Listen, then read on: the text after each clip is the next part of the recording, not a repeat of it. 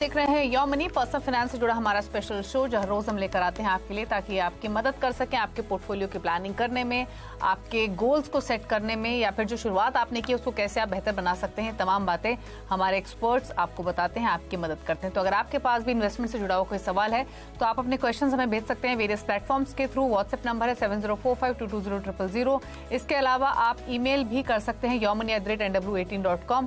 Facebook Twitter पर जाइए, #AskAwaz योरमनी लिखिए और अपने सवाल आप हमें लिख भेजिए। तो यह है तरीका शो में पार्टिसिपेट करने का। आज हमारे साथ हैं कंप्लीट सर्कल कैपिटल के पार्टनर और वेस्ट जोन के हेड विकास पुरी। विकास जी नमस्कार, स्वागत है आपका। और बात करेंगे क्वेरीज की, उससे पहले समझ लेते हैं कि स्मार्ट बीटा की स्ट्रैटेजी क्या होती है। ये स्ट्रैटेजी किन इन्वेस्टर्स के लिए कारगर साबित होती है, क्या बारीकियां हैं, वो समझने की कोशिश करते हैं। तो बताइए विकास जी, हम डायरेक्ट इन्वेस्टमेंट्स की तो बात करते हैं अलग अलग कैटेगरीज में, लेकिन स्मार्ट बीटा स्ट्रैटेजी क्या होती है ये? Thank you Deepali ji for calling me on your show. See जैसे जैसे म्यूचुअल फंड इंडस्ट्री इवॉल्व हो रही है, fund managers are trying to innovate more products जो कि इन्वेस्टर सेंट्रिक हो। So smart beta beta is basically the measure of risk in a fund. तो smart beta एक ये हो गया कि कितना हम रिस्क को मिटिगेट कर सकते हैं, एक प्रोडक्ट की एफिशिएंसी या म्यूचुअल फंड की एफिशिएंसी बढ़ाएं और एक अच्छा रिटर्न जनरेट करके दें इन्वेस्टर्स को। सो स्मार्ट बीटा जो फंड्स हैं वो बेसिकली उनका जो आधार है वो फैक्टर इन्वेस्टिंग पे रहता है कि जैसे लो वॉलेटिलिटी हो और क्या वो मोमेंटम बेस्ड स्टॉक्स को पिक कर रहे हैं या वो वैल्यू स्टॉक्स को पिक कर रहे हैं। सो ये मैं आपको अगर इन्वेस्टर्स को ये समझना हो आसान भाषा में, तो एक थीमेटिक फंड को यदि आप एक ईटीएफ या पैसिव फंड रूट से अगर लॉन्च करने की कोशिश करते हैं तो वो कहीं ना कहीं स्मार्ट बीटा फंड की कैटेगरी में आता है। तो फॉर एग्जाम्पल ये जो स्मार्ट बीटा फंड्स हैं ये ईटीएफ या इंडेक्स फंड की शेप में आते हैं और इनका आधार ये होता है कि फॉर एग्जांपल जैसे मान लीजिए निफ्टी 50 स्टॉक्स हैं और उसमें कोई फंड हाउस ये बोलता है कि मैं उन 50 स्टॉक्स में वैल्यू इन्वेस्टिंग की अप्रोच को लड़ाते हुए टॉप के 20 स्टॉक्स उठाऊंगा। जैसे Kotak Nifty value 20 ETF stock fund है एक, और आईसीआईसीआई प्रू का भी एक लो वॉलेटिलिटी 30 ईटीएफ है, विच मीन्स कि जो 50 स्टॉक्स में से जिनकी वॉलेटिलिटी बड़ी कम होगी या क्वालिटी स्टॉक्स होंगे, हम उसी का एक पैसिव फंड क्रिएट करेंगे और वो निवेशकों को ऑफर किया जाता है। इसमें ट्रांसपेरेंसी अधिक होती है और कॉस्ट जो है वो कम रहती है, एक्सपेंस रेशियोज कम रहते हैं और end of the day idea यही है कि अच्छी रिटर्न जनरेट करके दी जाए विद लेस बीटा और लेस रिस्क। ओके अच्छा, कोई स्ट्रैटेजी पे सजेस्ट करेंगे हमारे व्यूअर्स को, अगर स्मार्ट बीटा स्ट्रैटेजी आपने कुछ आइडेंटिफाई की हो? सो जैसे हमने बताया कि Edelweiss Nifty 100 quality 30 index fund है एक, या कोटक निफ्टी वैल्यू 20 ईटीएफ है। सो आइडियली पोर्टफोलियो में अब जो दौर आ रहा है धीरे धीरे, जैसे पैसिव फंड्स का बाजार बढ़ते जा रहा है, तो 10 to 15% का एक्सपोजर लिया जा सकता है ऐसे फंड्स में। और अभी अगर आप पूरा म्यूचुअल फंड इंडस्ट्री को देखेंगे तो 25-30 फंड्स हैं अवेलेबल अक्रॉस फंड हाउसेस। और ये जैसे जैसे इंडस्ट्री ग्रो करेगी, जैसे जैसे इसकी एक्सेप्टेबिलिटी बढ़ेगी, आई एम श्योर आने वाले टाइम में हर एक फंड हाउस अपने ये स्मार्ट बीटा फंड्स को लॉन्च करेगा और इसका मार्केट भी बढ़ेगा। ओके तो आपको स्ट्रैटेजी बताई है अभी अभी विकास जी ने, बीटा स्ट्रैटेजी। इन फंड्स का मिलाकर एक पोर्टफोलियो आप क्रिएट करेंगे तो ये बीटा स्ट्रैटेजी आपके लिए हो जाएगी।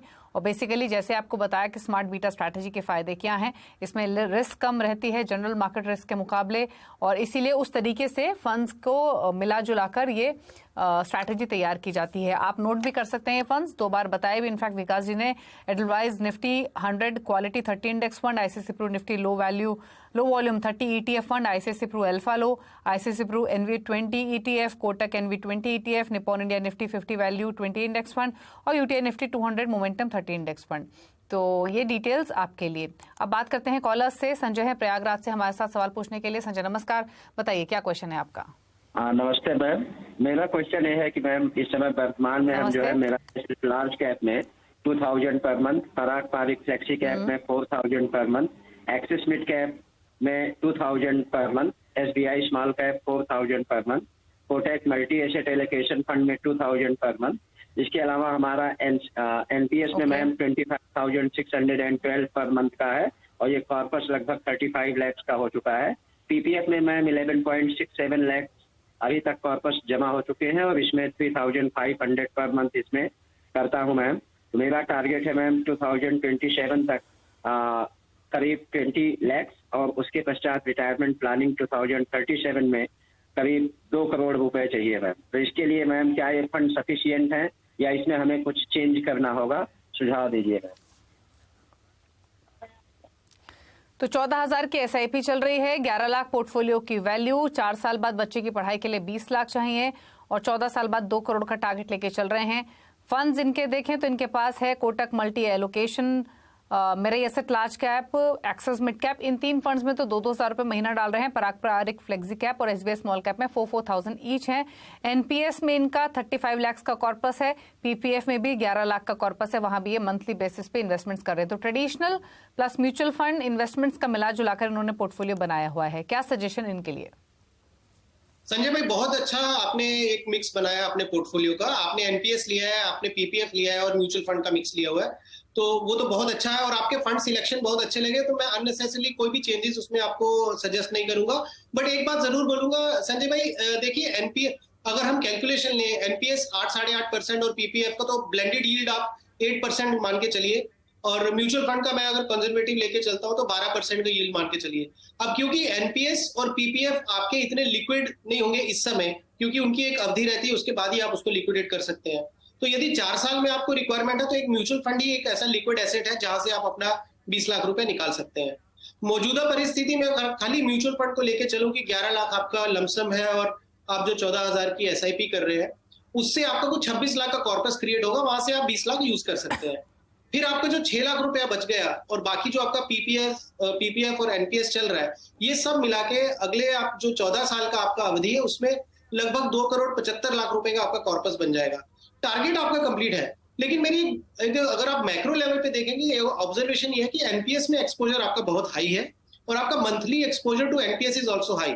सो एनपीएस की मैं अगेंस्ट नहीं हूं, लेकिन मेरा ये कहने का मतलब है कि आपका पोर्टफोलियो टैक्स एफिशिएंट भी होना चाहिए। तो इस पोर्टफोलियो में टैक्स एफिशिएंसी थोड़ी सी कम है, बिकॉज एनपीएस आपका जो मैच्योरिटीज आएंगी वो पूरे टैक्सेबल रहेंगी।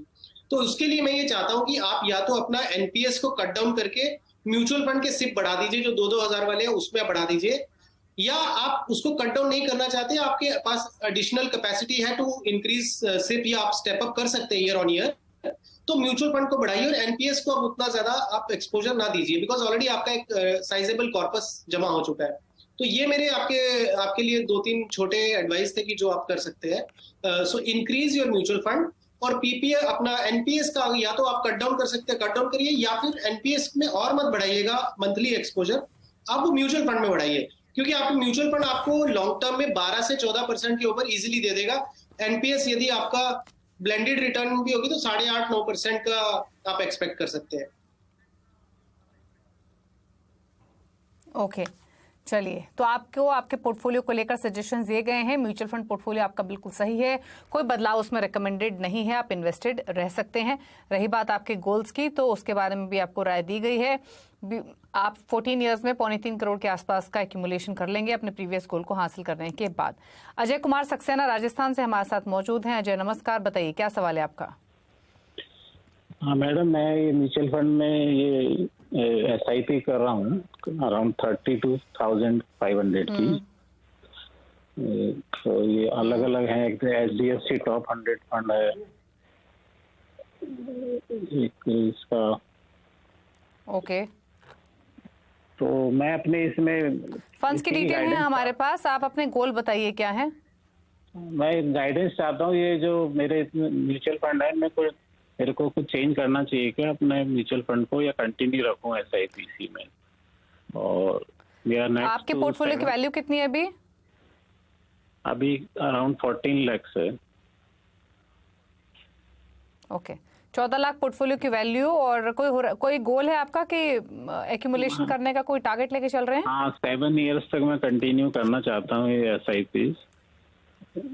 ओके, तो 7 इयर्स में एक्यूमुलेशन कितना कर लेंगे ये जानना चाहते हैं? हाँ, 50 लाख का टारगेट है। 7 इयर्स में कितना एक्यूमुलेशन कर लेंगे ये जानना चाहते हैं। 50 लाख का टारगेट है और फिलहाल 14 लाख की पोर्टफोलियो की वैल्यू है। जो इन्वेस्ट कर रहे हैं वो 32,500 रुपए महीना कर रहे हैं। फंड्स में इनके बता दूं तो Mirae asset large cap fund, PGIM India mid cap, quant tax plan, साथ ही एचडीएफसी टॉप 100, इन सभी में 5-5 हज़ार रुपए महीना है। Kotak small cap, SBI small cap में 5000 पर मंथ है। एक फंड है मेरे एसेट इमर्जिंग ब्लू चिप का, जहां पर 2,500 रुपए महीना डाल रहे हैं। क्या सजेशन आपके? अजय जी, अगेन आपका पोर्टफोलियो बहुत अच्छा है। इसमें सिर्फ एक चेंज अगर जो मेरे को लगती है वो ये है कि आप अपना स्मॉल कैप में, क्योंकि आपका 5 और 5-10 हज़ार का एक्सपोजर जा रहा है इस समय, तो आप अपना कोटक स्मॉल कैप को कोटक इक्विटी अपॉर्चुनिटीज में शिफ्ट कर दीजिए। बस एक ये स्मॉल चेंज है जो आप अपने पोर्टफोलियो में कर सकते हैं। जो आपका पोर्टफोलियो का अभी जैसे 32,500 का एसआईपी और एग्जिस्टिंग आपका जो कॉर्पस है, तो 50 लाख तो आप 5 साल में ही कंप्लीट कर देंगे अपना टारगेट ये। सो 7 साल तक तो आपके पास एडिशनल और 10-15 लाख रुपए जमा हो जाएंगे। सो जहां तक आपका टारगेट का सवाल है, टारगेट आप बहुत इजीली कंप्लीट कर देंगे। आपके फंड सिलेक्शन बहुत अच्छी है। सिर्फ एक जो फंड मैंने बताया आपको कि कोटक स्मॉल कैप से कोटक इक्विटी अपॉर्चुनिटीज में स्विच कर दें, बाकी आप कंटिन्यू रखिए, और अगर आप इसको स्टेप अप कर सकते हैं तो स्टेप अप कर दीजिए। ओके, तो 50 लाख का कॉर्पस आप 5 साल में एक्यूमुलेट कर लेंगे। हालांकि आप तो 7 साल का गोल लेकर चल रहे हैं, लेकिन इस एसआईपी से कर लेंगे। रही बात आपके फंड चॉइसेस की, तो वो बिल्कुल सही है, कोई बदलाव इसीलिए आपको सजेस्ट नहीं किए गए हैं। और एक छोटा सा बदलाव ये है कि आप कोटक स्मॉल कैप फंड से निकलकर आप इक्विटी यानी कोटक इक्विटी अपॉर्चुनिटीज चुन सकते हैं। थोड़ा सा अग्रेसिव पोर्टफोलियो आप बना सकते हैं, ये सजेशन है आपके लिए। चलिए, तो ये तो बात हुई अजय के पोर्टफोलियो की। अब बात करते हैं एक और कॉलर से। मदन लाल अंबाला कैंट से हमारे साथ हैं फोन लाइन पर। नमस्कार, बताइए मदन जी, क्या सवाल है आपका? नमस्कार मैडम, मेरा सवाल मैंने आपको मेल किया है। इसके अलावा मैं ये जानना चाहता हूँ कि जो मैं इन्वेस्टमेंट कर रहा हूँ अभी, क्या ये ठीक है या मेरे को कुछ चेंज करना चाहिए इसमें? और ये भी जानना चाहता हूँ कि अगर मैं ये 10 या 15 साल तक रखूंगा तो मेरे को क्या तकरीबन इसमें मिलने का है? मेरा कोई टारगेट तो नहीं है मैडम, लेकिन फिर भी आई एम थिंकिंग कि अगर मेरा कोई कॉर्पस बन जाएगा तो ठीक है। ओके, पूछ लेते हैं क्या सजेशन रहेगा। 23,000 की मंथली एसआईपी, 15 लाख की पोर्टफोलियो की वैल्यू, 10 to 15 ईयर्स का होराइजन। और इनके अगर हम फंड्स देखें तो आदित्य बिरला फ्रंटलाइन इक्विटी, साथ ही एचडीएफसी मिड कैप अपॉर्चुनिटीज, ये फंड्स हैं इनके पास। Kotak flexi cap, SBI flexi cap, SBI blue chip, इन सभी में 3-3 हज़ार रुपये महीना डाल रहे हैं। साथ ही इनके पास जो कुछ और फंड्स हैं उसमें Nippon India multi cap, Nippon India growth, HDFC flexi cap, HDFC focus 30, यहाँ पर 2-2 हज़ार रुपये महीना है। बताइए इनके लिए सजेशंस। मदन जी, आपका एक तो लिस्ट ऑफ फंड्स काफी लंबी हो चुकी है, 9 फंड हो गए हैं, तो आपके आइडियली 6 फंड होने चाहिए। बहुत अधिक तक हुआ तो 7, उससे ज्यादा फंड नहीं होने चाहिए। और आपके बहुत सारा एक्सपोजर फ्लेक्सी कैप की तरफ है, जबकि यहाँ से सिनेरियो मुझे ऐसा लगता है कि आपको थोड़ा मल्टी कैप स्ट्रेटजी लेनी चाहिए। सो कुछ जो चेंजेस जो मैं आपको सजेस्ट करूंगा, वो आप अपना एचडीएफसी फ्लेक्सी कैप को, जो आपका एग्जिस्टिंग एचडीएफसी फोकस 30 है, आप उसमें आप मर्ज कर दीजिए। मर्ज का मतलब ये हो गया कि जो आपकी एसआईपी चल रही है फ्लेक्सी कैप वाली, वो बंद करके एचडीएफसी फोकस 30 की बढ़ा दीजिए। उसी तरीके से आप कोटक फ्लेक्सी कैप को जो है अगेन बंद करके आप कोटक इक्विटी अपॉर्चुनिटीज में अपना एसआईपी कर दिए। और जो आपके एसबीआई के जो 2 फंड है, एसबीआई ब्लू चिप और SBI flexi cap, again in दोनों का सिर्फ बंद करके आप एसबीआई मल्टी कैप में करें। तो क्या होगा, जो आपका एसबीआई ब्लू चिप और एसबीआई फ्लेक्सी कैप है, इन दोनों की स्ट्रेटजी आपको एसबीआई मल्टी कैप में मिल जाएगी।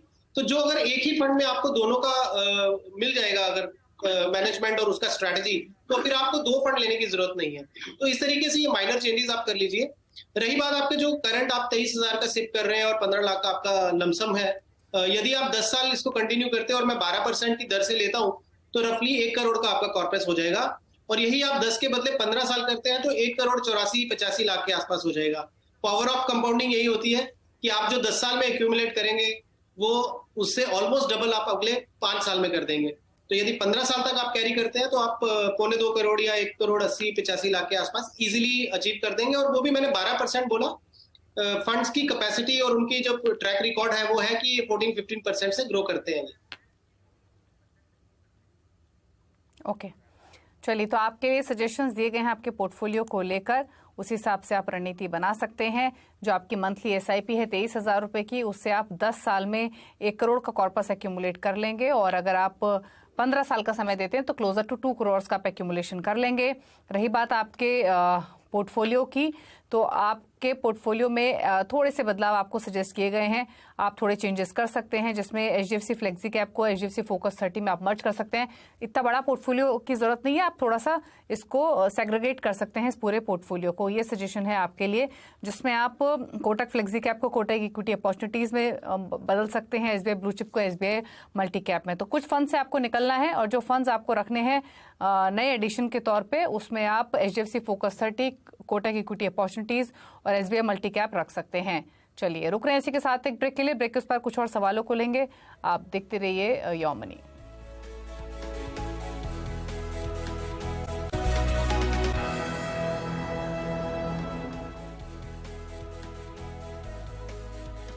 आप देख रहे हैं योर मनी और विकासपुरी हमारे साथ मौजूद है यहाँ पे क्वेश्चंस को आंसर करने के लिए। और अगले कॉलर से बात करते हैं। अंशु हैं गुरुग्राम से। अंशु नमस्कार, बताइए क्या सवाल है आपका? हाय दीपाली, मैंने अपने पोर्टफोलियो की रिक्वेस्ट आपको ऑलरेडी सेंड करी हुई थी। मेरे 2 क्वेश्चन हैं। अभी मेरी कुछ 60,000 की SIPs चल रही है कुछ 3 फंड्स में। पहला है एक्सिस ब्लू चिप फंड, दूसरा है Parag Parikh flexi cap fund and तीसरी मैंने अभी रिसेंटली रजिस्टर करी है। मेरा क्वेश्चन ये था दैट कि मुझे 20,000 के SIPs और ऐड करनी है अपने पोर्टफोलियो में। तो जो मेरा पोर्टफोलियो है from diversification point of view, is that true right now और कोई चेंजेस करने की जरूरत है? प्लस जो मेरा गोल है फॉर नाउ, मुझे कुछ 5 इयर्स में 2 करोड़ की रिक्वायरमेंट है। तो जो मेरी SIP जा रही है, is that sufficient enough right now और उसमें मुझे कुछ ऐड करने की जरूरत है? आप 20,000 का एडिशनल SIP भी शुरू करना चाहती हैं अंशु? हाँ जी। ओके, तो 60,000 पर मंथ इनकी SIP चल रही है, 20,000 और ऐड करना चाहती है, टोटल SIP हो जाएगी फिर 80,000 पर मंथ की, जिसमें इनका गोल जो है वो 2 करोड़ का है इन 5 इयर्स। अंशु एक चीज और पूछना चाहेंगे, अभी आपके पोर्टफोलियो की वैल्यू कितनी है? कब से स्टार्ट किया आपने ये SIPs? To somewhere around 20 lakhs, I would say. अच्छा, 20 लाख की पोर्टफोलियो की वैल्यू है एग्जिस्टिंग। अच्छा, फिलहाल इनके पास 3 ही फंड्स हैं। एक्सिस ब्लू चिप में 30,000 रुपए महीना ये डाल रही हैं, ICICI प्रू वैल्यू डिस्कवरी में 20,000 रुपए महीना और पराग पारिक फ्लेक्सी कैप में 10,000 पर मंथ। बताइए इनके लिए सजेशंस। हाय अंशु, आपका 2 फंड्स तो अच्छे हैं, ICICI प्रू वैल्यू डिस्कवरी और पराग पारिक फ्लेक्सी कैप, ये तो आप कंटिन्यू करिए। एक्सिस ब्लू चिप जो है वो जितना आपने इन्वेस्ट कर दिया है उतना ठीक है। डोंट विथड्रॉ जब तक आपका एग्जिट लोड ना खत्म हो जाए, because you have to see your tax liability also. जो नए फंड्स हैं which I will recommend you is like SBI contra आप शुरू कर दीजिए, Kotak equity opportunities and Tata large and mid cap fund. So आपके टोटल ये 5 फंड हो जाते हैं। तो इन 5 फंड में आप अपना डिवाइड कर सकते हैं जो आपके सिप्स हैं। और जैसा मैंने बोला कि एक्सिस ब्लू चिप को आप अभी जितना इन्वेस्ट किया है उतना रहने दीजिए और डोंट विथड्रॉ। 2 करोड़ तो आपका 5 साल में हो जाना चाहिए with existing 20 lakh corpus plus 80,000 आपका SIP हो जाएगा, तो आप इजीली अपना टारगेट अचीव कर लेंगे।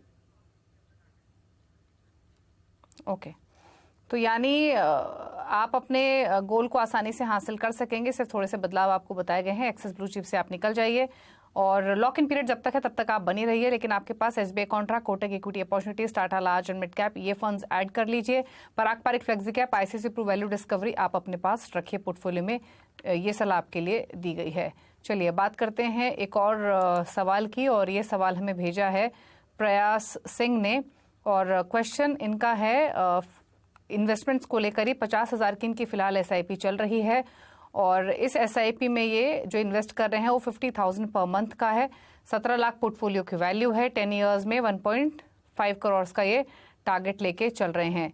तो ये एक स्ट्रैटेजी है इनकी तरफ से। फिलहाल इनके अगर हम फंड्स देखेंगे तो इनके पास है पराग पारिक फ्लेक्सी कैप जिसमें 15,000 रुपये महीना है, SBI मैग्नम फंड जिसमें ये डाल रहे हैं लगभग 5,000 रुपये महीना, कोटक इक्विटी अपॉर्चुनिटीज में 5,000 रुपये महीना है, निपॉन स्मॉल कैप में 5,000, HDFC small cap, Nippon multi cap और SBI कॉन्ट्रा में भी 5,000 डाल रहे हैं। क्या सजेशन रहेगा इनके लिए? देखिए प्रयास जी, एक तो आपका जो स्मॉल कैप एक्सपोजर, क्योंकि 2 फंड्स आपके ऑलरेडी हैं और मल्टी कैप स्ट्रेटजी में भी स्मॉल कैप एक्सपोजर रहता है, तो आपका ओवरऑल जो पोर्टफोलियो का जो एक्सपोजर है स्मॉल कैप में वो 10% के ऊपर नहीं जाना चाहिए। तो इसलिए मेरा एक रिक्वेस्ट ये होगा कि आप one of the small cap fund को आप बंद कर सकते हैं, या कंटिन्यू भी रखेंगे तो और एडिशन मत करिएगा, मतलब नए स्मॉल कैप फंड और मत लीजिएगा। आपका एग्जिस्टिंग जो 17 लाख का पोर्टफोलियो है प्लस आप 50,000 का सिप कर रहे हैं, तो अगर 12% की भी दर से मैं लेके चलता हूँ तो 10 साल में 1,75,00,000 के आसपास आपका कॉर्पस हो जाएगा. So it's a decent way to build your portfolio. ELSS आपने एक पूछा था कि ELSS आपका एक फंड है, उसको आप 3 साल कंप्लीट होने के बाद क्या मर्ज कर सकते हैं एग्जिस्टिंग फंड्स में, तो वो कर लेना चाहिए. बिकॉज आपको अगेन वो फंड बढ़ते जाएंगे आपके, तो उससे अच्छा है कि जो आपके ये सिलेक्टेड 4-5 फंड्स हैं, जब आपका ELSS 3 इयर्स के ऊपर चला जाएगा तो आप विड्रॉ करके एग्जिस्टिंग जो फंड्स है उसमें आप टॉपअप कर सकते हैं. और जब आपका ये हो जाए उस समय मार्केट सिनेरियो के हिसाब से क्या वो स्मॉल कैप वाले फंड में करना है या मल्टी कैप वाले फंड में करना है, एक कंटिन्यूअस एक प्रोसेस होता है अपने पोर्टफोलियो को इवैल्यूएट करने का. तो आप अपने एडवाइजर से बात कर सकते हैं या एक्सपर्ट्स आपके आसपास कोई हो उनसे आप बात कर सकते हैं, and then you can merge with the existing funds. Okay, चलिए अब फटाफट से पूछ लेते हैं विकास जी के टॉप 4 फंड्स, क्योंकि सवाल इतने ही लेंगे शो में. विकास जी बताइए, इस तो सजेशन हुआ इनके लिए, लेकिन आपके टॉप 4 फंड्स कौन से हैं? सो दीपाली जी, यदि किसी को आज नया पोर्टफोलियो क्रिएट करना है, नए सिरे से स्टार्ट करनी है म्यूचुअल फंड में, तो ICICI Pru multi cap fund एक बहुत अच्छा फंड है. कोटक इक्विटी अपॉर्चुनिटीज, मेरे asset focus fund, SBI mid cap fund, चारों एक अलग स्ट्रेटजीज हैं बट आपके मार्केट के पूरे यूनिवर्स को कवर कर लेंगी. तो ये 4 फंड के साथ में पोर्टफोलियो की शुरुआत की जा सकती है. ठीक, चलिए शुक्रिया आपका आने के लिए शो में और अपने व्यूज देने के लिए सभी स्टॉक्स पर. Thank you so much. इसी के साथ एक ब्रेक का वक्त हो गया. ब्रेक के उस पर भी खबर जारी CNBC आवाज पर. नमस्कार.